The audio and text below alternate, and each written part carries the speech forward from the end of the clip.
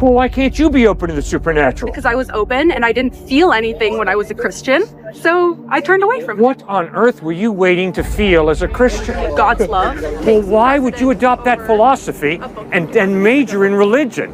Did the resurrection really happen? In this intense debate, Cliffe Knechtle engages with an ex-Christian religious studies major who challenges the core claims of Christianity, questions the supernatural, and denies that Jesus is God. This is a serious exchange between two very different worldviews. I want to hear from you in the comments. Who do you think made the stronger case? Let's get into it. While I can believe that Jesus was an existing human being, Right. I don't believe that he is a God. Okay, why? Because I don't believe that what he might or might not have done was supernatural. But if he rose from the dead, wouldn't you call that supernatural? I don't believe he rose from the dead. Okay, why? You're a religious studies major, so what do you believe about Jesus? I believe he was a historical figure. Why? Because I'm going to grant you the assumption that everything in the Bible is true. Well, if everything in the Bible is true, the Bible records the resurrection of Christ. Okay, then even then, if I believe that, then I can believe in other miracles, but I still don't believe that that is like the one true religion, because it's about as convincing as other religions. Okay, what's so convincing about Islam? It's not the same way Christianity is not. Well, if Jesus rose from the dead, the evidence is he's reliable. Man, if you die and rise from the dead, I promise to listen very closely to everything you have to say, because the evidence is you're reliable. So if Jesus Christ really historically rose from the dead, the evidence is he's reliable. You can trust him. Then wouldn't winged horses have flown down in Islam? No, there's no record in the Gospels of winged horses. The historical record is that Jesus rose from the dead. Okay, then why would you not give that same assumption to other religions? Well, you better believe I better be open. I better read the Quran. I better read the Bhagavad Gita. And then I better first ascertain, are they making an historical claim? Obviously, the Vedas and Upanishads are not. They're obviously communicating truth through mythology, which is fine, but they're not making an historical claim.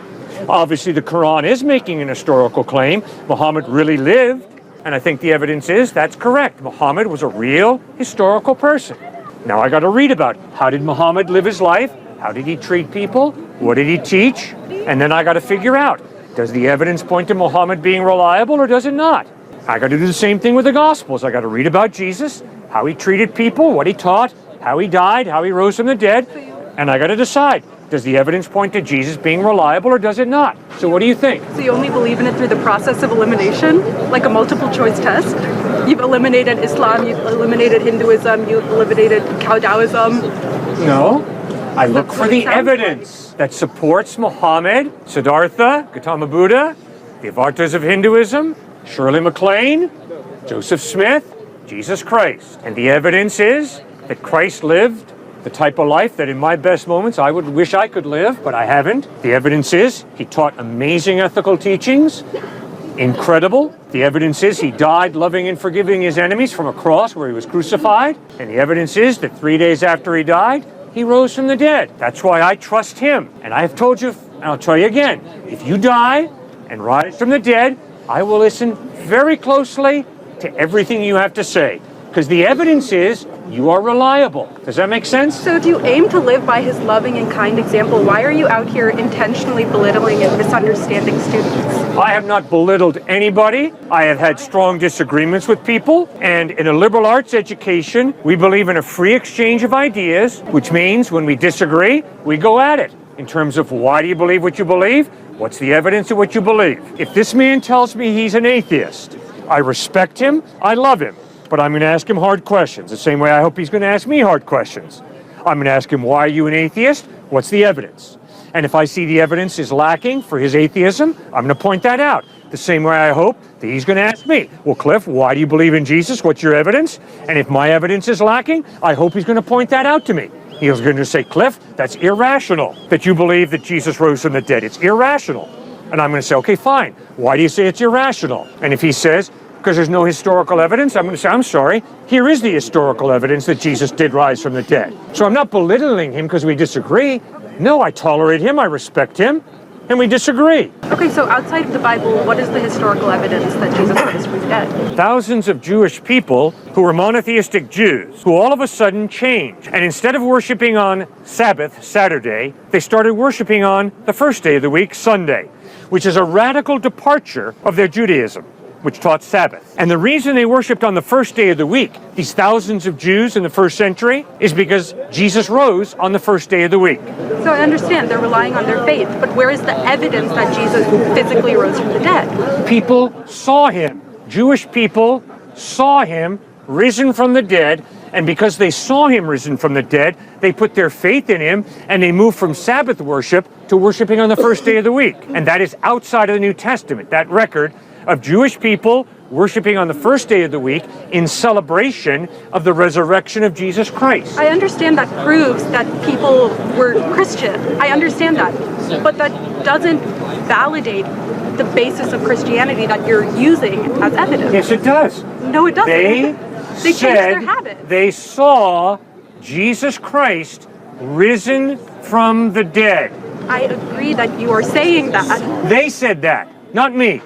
They claimed to have seen Jesus Christ risen from the dead, and they started worshiping on Sunday because of that, in celebration of what they saw, the dead Christ risen from the dead. Yes, and that's a claim, which means there's a measure of skepticism.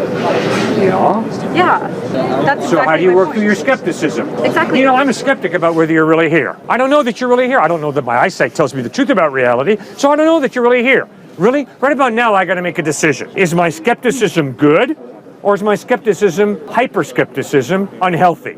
My fist stops here, because although I'm skeptical that he might not be here, no, the overwhelming evidence is he is here, and my fist better stop here, and I better not swing through his handsome face. I understand. Yes, I can be skeptical about Jesus' resurrection, but if the overwhelming evidence is people saw him and then they were willing to die for what they had seen, the dead Christ risen from the dead, I can be skeptical all day long, but I better make a correct decision. He rose from the dead. That's what the evidence points to. If I met you 2,000 years from now and you said, oh yeah, I saw a man standing here with a gray beanie on his head, Yeah.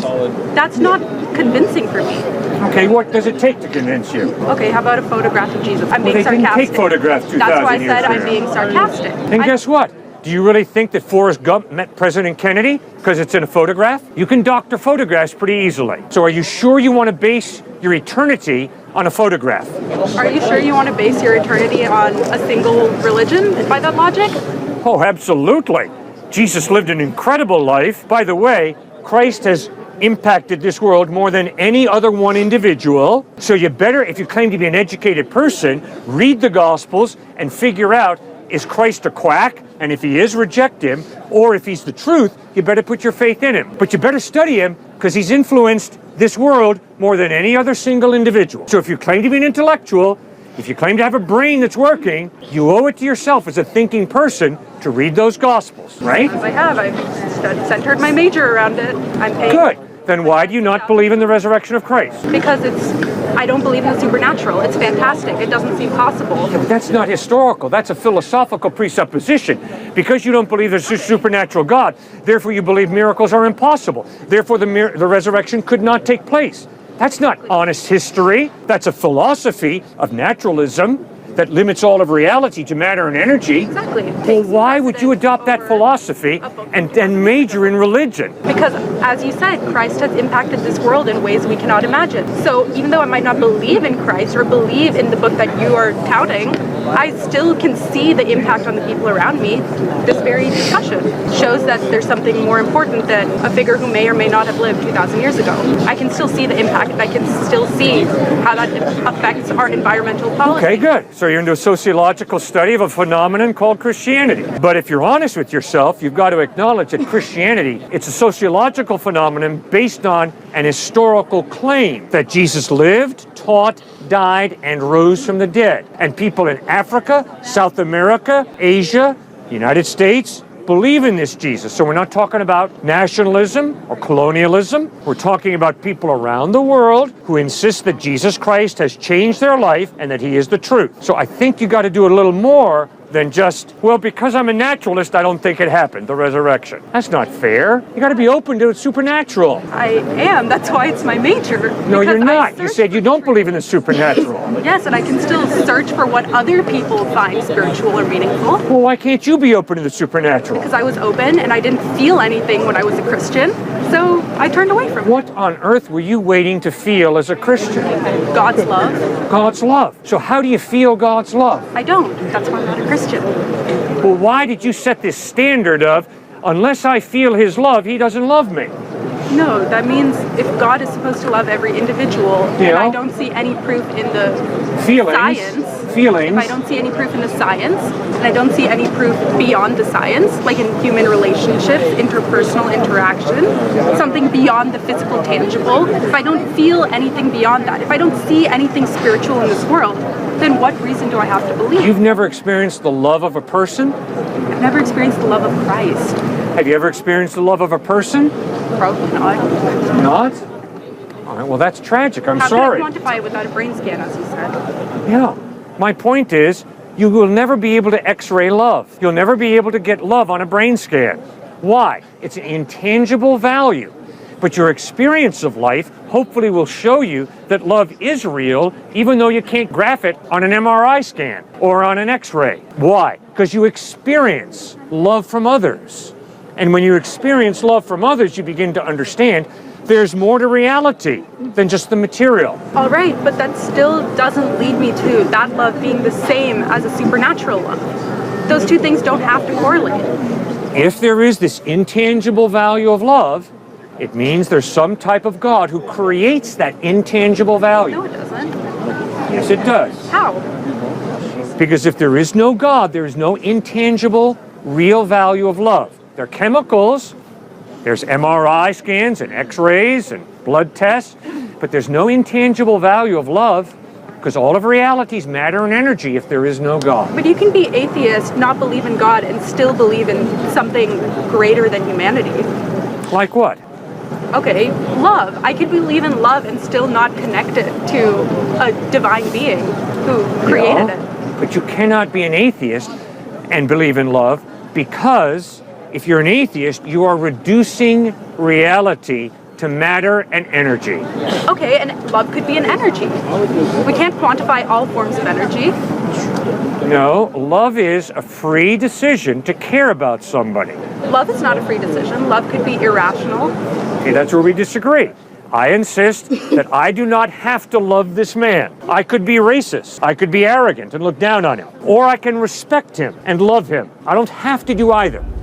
And there are too many examples in our culture of people hating and being racist toward this man. I am convinced that none of us have to be racist, that we can choose to freely love and respect each other. But if we believe that we can freely choose to love and respect each other, it means that reality is bigger than matter and energy.